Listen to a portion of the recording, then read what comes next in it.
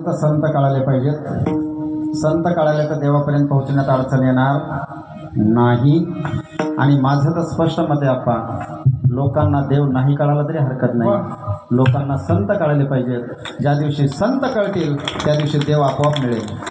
कारण देवाकडे जाण्याचा सोपा मार्ग जो वारकरी संप्रदायाने महाराष्ट्रात सांगितला तो आज जगात पोहोचला आहे. जगद्गुरूंचा गाथा 150पेक्षा जास्त देशांमध्ये आणि 22पेक्षा जास्त भाषांमध्ये पोहोचला आहे. आणि आमच्याकडं तो गाथा आजही वाचला जात नाही. हे दुर्दैव आहे खऱ्या अर्थाने. आणि म्हणून आमची तारांबळ चालली आहे. त्यामुळे संतांच्या ग्रंथांचं घरी पारायण करा. आता बाहेरचे पारायण कसे होते तो भाग सोडून द्या, पण घरी पारायण करा. घरात तुकाराम वाचा, नामदेव वाचा, ज्ञानदेव वाचा, जिजाऊ वाचा, अहिल्या वाचा, सावित्री वाचा. वैभव लक्ष्मी वाचल्याने तुम्हाला वैभव कधीच येणार नाही. मी बॉन्डवर लिहून देतो, ज्याने पुस्तकं विकले त्याला वैभव आलं. ज्याने पुस्तकं विकले त्याला वैभव आलं. तुम्ही नुसते घेऊन वाटले, तुम्ही हाय तिथंच आहे, कधीच वैभव येणार नाही. एवढी श्रीमंती आपल्याकडे आहे ना, कशाला दरिद्र्याच्या नादी लागता उगाच कोणाच्या. संतांची श्रीमंती आहे, महापुरुषांची श्रीमंती आहे, महामातांची श्रीमंती आहे. मी तर म्हणतो 8 दिवसाला कहाणी वाचा तुम्ही, पण जिजाऊंची वाचा, सावित्रीची वाचा. आज जिने तुम्हाला शिकवलं तिला तुम्ही वाचतच नाही. तर त्या सावित्रीने बिचारीने शेण खाल्लं, दगडं खाल्ले, मारा खाल्ला सगळा. आज तुम्ही इथं दिसलाच नसता जर सावित्री जिजाऊ नसत्या तर. 400 वर्षापूर्वी तुमचा कोंडलेला श्वास जिजाऊंनी मोकळा केला. आमचा सगळ्यांचा श्वास कोंडला होता, तो मोकळा केला. तुम्हाला शिक्षणाची दारं सावित्रीने उघडली. विधवा होऊन सुद्धा सती न जाता अहिल्याबाईने हातामध्ये राजदंड घेतला आणि समर्थपणे पेलला. त्यांना 10-10 वर्षाला एक संकट आलं, पण भीक नाही घातली त्यांनी, राज्य समर्थपणे सांभाळलं. ह्या माऊल्या वाचाल तुम्ही, हे संत वाचाल तुम्ही, आपली फरफट होणार नाही. आपण भोंदूंच्या नादी लागतो आणि त्यामुळं आपल्याला हातात काहीच येत नाही. तुकाराम महाराजांनी त्या काळात सांगितलं रे, तुका म्हणे सारे आंधळे हे जन, तुका म्हणे सारे आंधळे हे जन, गेले विसरून खऱ्या देवा. आम्ही खऱ्या देवाला विसरलो तर खोट्याच्या मागं लागलो, सोनं सोडलं, लोखंडाच्या मागं लागलो, पितळाच्या मागं लागलो. त्यामुळे आमची फसवणूक चालली खऱ्या अर्थाने. आमच्या देवाला काहीच लागत नाही. वारकरी संप्रदायासारखा सोपा संप्रदाय जगात कुठंच नाही. बहिणाबाई चौधरींनी फार उत्कृष्ट रचना केलेली त्याच्यावर. सोन्या रुपयाने मढला मारवड्याचा बालाजी, सोन्या रुपयाने मढला मारवड्याचा बालाजी, माझा ग विठ्ठल पाना फुलामध्ये राजी. आणि त्याच्या पुढं संतांनी सांगितलं, ठाईचं बैसोनी करा एकच इथं. कुठं बोंबलत फिरण्याची गरज नाही. एवढं देव मिळवण्याचं सोपं साधन आपल्याला महाराष्ट्रामध्ये सांगितलेलं आहे. आणि आपण भोंदूंच्या नादी लागतो आणि आपली फसवणूक करून घेतो. हा जो आपल्या डोळ्यामधला धूर आहे तो बाजूला काढला पाहिजे. आपल्या घरातून अंधश्रद्धा बाहेर निघल्या, घरातून कर्मकांड बाहेर निघले आणि आपल्या घरातून जर व्यसन बाहेर निघलं, या 3 गोष्टी बाहेर निघल्या तर भारताचा जगात कोणी हात धरू शकत नाही एवढी क्षमता या भारतामध्ये आहे. पण ह्या 3 गोष्टींनी आम्हाला पोखरले, आम्ही तिथंच अडकलो. त्यामुळे आम्हाला त्यातून बाहेर पडणं हे प्रामुख्याने गरजेचं आहे. आणि तरुण पिढीला विनंती आहे, कीर्तन संपत आलेलं आहे माझं, आता शेवटचे काही मिनिट माझ्याकडे राहिलेले आहेत.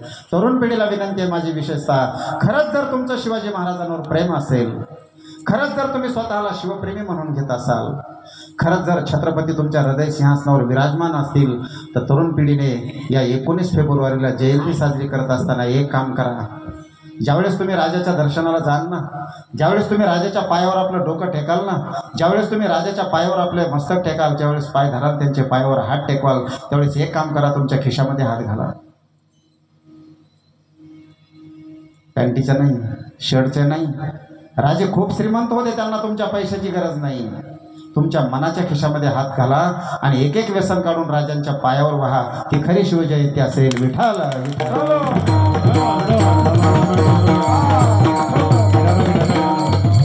आणि सुरुवातीला सांगितलं ना, आत्ताही सांगतो, राजांच्या जयंतीमध्ये जर दारूचा वास येत असेल तर जयंती नाही झालेली चांगली. काही अधिकार नाही आम्हाला जयंती साजरी करण्याचा. जर आमच्यासोबत त्यांचा विचार नसेल, आम्ही 400 वर्ष झालं त्यांना डोक्यावरून फिरलोय, अद्यापही आम्ही आमच्या डोक्यात त्यांना उतरवलेलं नाही. आणि जोपर्यंत आमच्या डोक्यात ते उतरत नाहीत तोपर्यंत काही उपयोग नाही. हे आमचं असंच चाललंय सगळं. संभाजीराजे लहान होते त्यावेळेस किल्ल्याच्या खाली उतरले आणि त्यांच्यावर शत्रूचं संकट आलं. धारावींनी त्यांना वाचवलं. धारावी त्यांची दुधाई होती. गडावर गेले आणि गडावर नेल्यानंतर सगळ्या राण्या गोळा झाल्या आणि सगळ्या राण्या गोळा झाल्यानंतर तिथं सांगितलं की म्हणले संभाजीराजांच्या पायामध्ये आणि हातामध्ये काळा दोरा बांधा, म्हणजे त्यांच्यावर संकट येणार नाही. त्यावेळेस जिजाऊंनी सांगितलं त्यांच्या हातामध्ये काळा दोरा बांधू नका, त्यांच्या हातामध्ये तलवार द्या. त्यांचं रक्षण त्यांनी स्वतः केलं पाहिजे.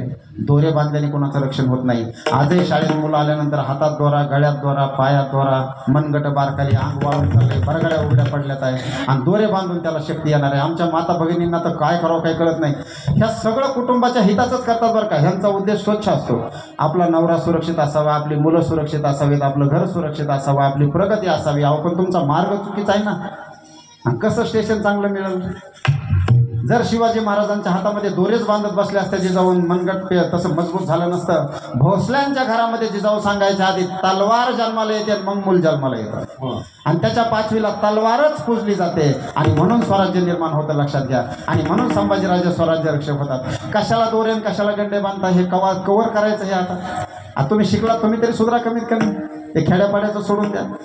लेकरं तशी मजबूत बनवा ना, खाऊन पिऊन मनाने सशक्त बनवा त्यांना. दोरेगंडे बांधून काय होणार नाही. त्यामुळे हा बदल प्रामुख्याने महत्त्वाचा आहे. आणि दुसरी गोष्ट आज सगळ्यात महत्त्वाची, शेवटी जाता जाता 2 मिनिटांमध्ये मी सांगणार आहे की छत्रपती शिवाजी महाराजांची जयंती आपण साजरी करतोय. आणखीन 6 वर्षांनी छत्रपती शिवाजी महाराजांच्या जन्माला 400 वर्ष होणार आहेत. किती वर्ष होणार आहेत? 400 वर्ष होणार आहेत. पण एक लक्षात घ्या, या 400 वर्षामध्ये छत्रपती शिवाजी महाराजांची जयंती एवढ्या मोठ्या स्वरूपामध्ये साजरी होते त्याला फक्त 20 वर्ष झालेत. किती वर्ष झालेत? 20 वर्ष झालेत. 20 वर्षामध्ये फक्त जयंतीला मोठं स्वरूप आलंय. आज जयंती जगभरामध्ये साजरी व्हायला लागली. त्याचं कारण आहे जयंती तारखेनुसार साजरी व्हायला लागली. कारण तिथी कोणाला कळते? आणि तिथी म्हणलं की आम्हाला विचारायला जावं लागतंय दक्षिणा मांडून. आम्हाला कुठं कळते तिथी? विचारायला जावं लागते आम्हाला. इथं एकाने सांगायचं पुढच्या वर्षी आपला वाढदिवस कोणत्या तिथीला येते. एका दुसराचं सोडलं तर. अरे आपला वाढदिवस आपल्याला कोणत्या तिथीला येते माहीत नाही.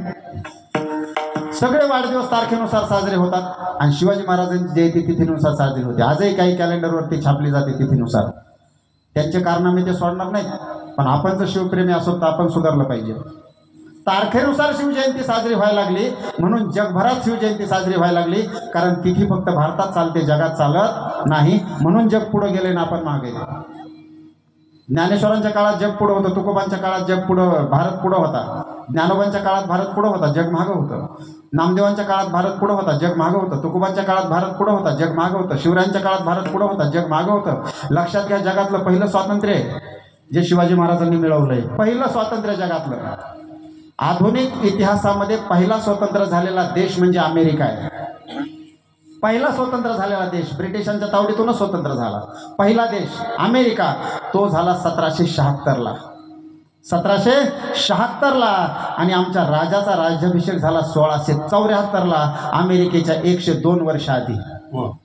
102 वर्ष आधी शिवाजी महाराजांचा राज्याभिषेक झाला आहे.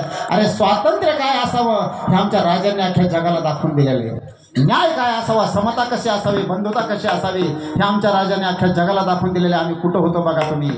आमचे संत विज्ञानवादी होते, अंधश्रद्धावादी नव्हते. अनु रेणूया तोकडा तुका आकाशा एवढा. ज्ञानेश्वरांनी 13व्या शतकामध्ये सांगितलं, जसं सूर्याचं न चालता चालणं. कोपर्निकसाने गॅलिओने 16व्या 17व्या शतकात सांगितलं की पृथ्वी फिरत नाही, पृथ्वी फिरतो, सूर्य फिरत नाही. ज्ञानेश्वरांनी ते 13व्या शतकात सांगितलंय. जगाला ते 16व्या 17व्या शतकात कळालं. आम्ही पुढं होतो. आज आम्ही मागं का पडलो? आम्ही संतांचा विचार सोडला, शिवरायांचा विचार सोडला आणि आम्ही मागास विचार सोबत घेतले. त्यामुळे आम्ही मागे राहिलो.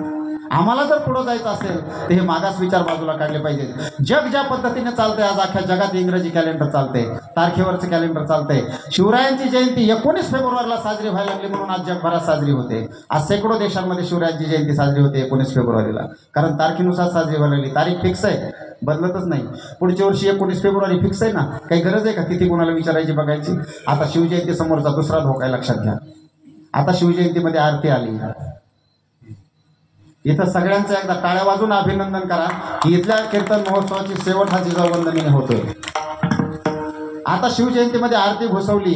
ही जर आरती शिवजयंतीमध्ये राहिली ना तर आणखी 200-300 वर्षांनी इतिहास शिवरायांचा राहणार नाही.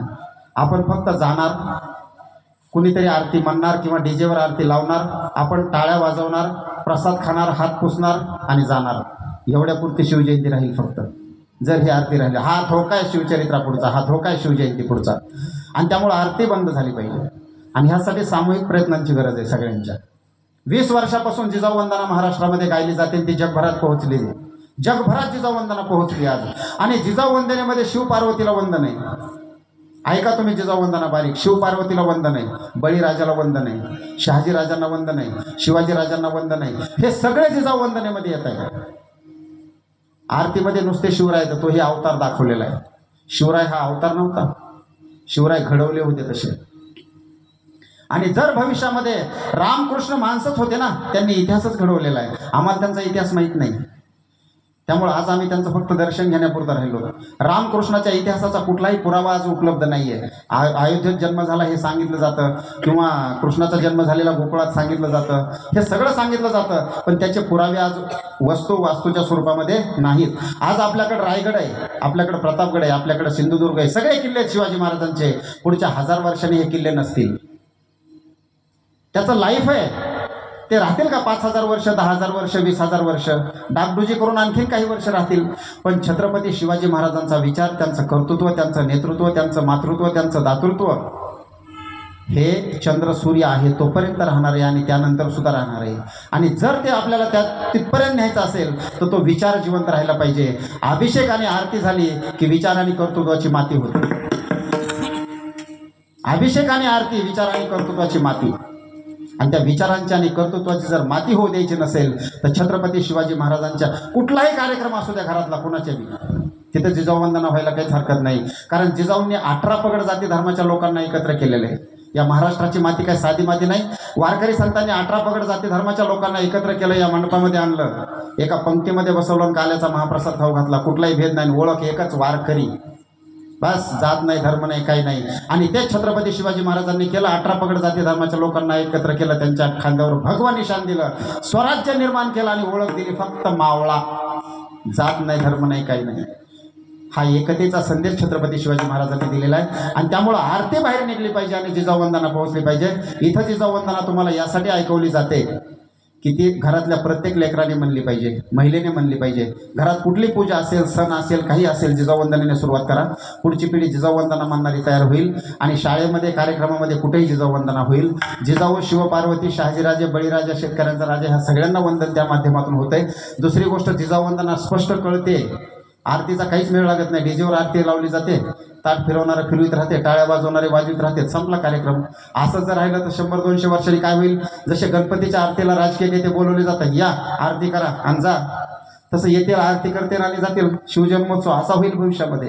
हा धोका ओळखून आपण जिजाऊ वंदनेचा आग्रह जिथं तिथं धरला पाहिजे. आणि विशेषतः महिलांनी त्या बाबतीमध्ये सावध असलं पाहिजे. कारण अशा चुकीच्या प्रथा जर आल्या तर हा भविष्यातला धोका आहे शिवाजी महाराजांच्या चरित्रावर, त्यांच्या विचारावर. तो धोका ओळखून आपण आरतीपेक्षा जिजाऊ वंदनेचा आग्रह धरणं गरजेचं आहे. एवढंच या ठिकाणी बोलतो. आणि बोलण्याच्या ओघामध्ये कसं असतं, इथं उभं राहणं, मी हमेशा सांगत असतो की कीर्तन हे लोकांची लाचारी करण्यासाठी नाही आहे. आणि लाचारीच करायची असेल तर आम्हाला इकडे यायची काही गरज नाही आहे. परंतु ज्यावेळेस गाथा वाचला त्यावेळेस माथा सुपीक झाला आणि लक्षात आलं की ह्याच्यामध्ये क्रांतिकारी विचार आहेत. जेवढे आपल्याला लोकांपर्यंत घेऊन जाता येतील तेवढे आपण लोकांपर्यंत घेऊन जाऊ. बऱ्याच वेळा तुकाराम महाराजांचं जे डोक्यामध्ये आहे ते उसळी मारतं, आणि उसळी मारल्यानंतर तुकाराम महाराजांचीच भाषा नकळत ओठावर येऊन जाते. आणि त्यामुळं ते बोलणंही क्रमप्राप्त असतं. कारण इथं उभं राहून लाचारी करण्यापेक्षा जे सत्य आहे ते सांगणं कधीही चांगलं असतं. ते सत्य सांगत असताना एखादा शब्द जर इकडे तिकडे गेला असेल तर तो माझ्या बुद्धीचा दोष समजावा, आणि जे चांगलं असेल ते आपल्या सगळ्यांचं आहे. माझ्यासारख्या असुरासोबत या सगळ्या सुरावाल्यांनी जुळून घेतला. आज या ठिकाणी सूर आणि असुरांची भेट या ठिकाणी झाली. महाराजांनी सुंदर साथ दिली. आणि अभिमान खरसाडे सर या ठिकाणी आले, गाडगे महाराज या ठिकाणी आले, पण त्यांनी खालीच बसणं आज पसंत केलं. सगळ्यांची सुंदर साथ या ठिकाणी लाभली, त्याबद्दल सगळ्यांना मनापासून धन्यवाद. ज्ञानेश्वर Ram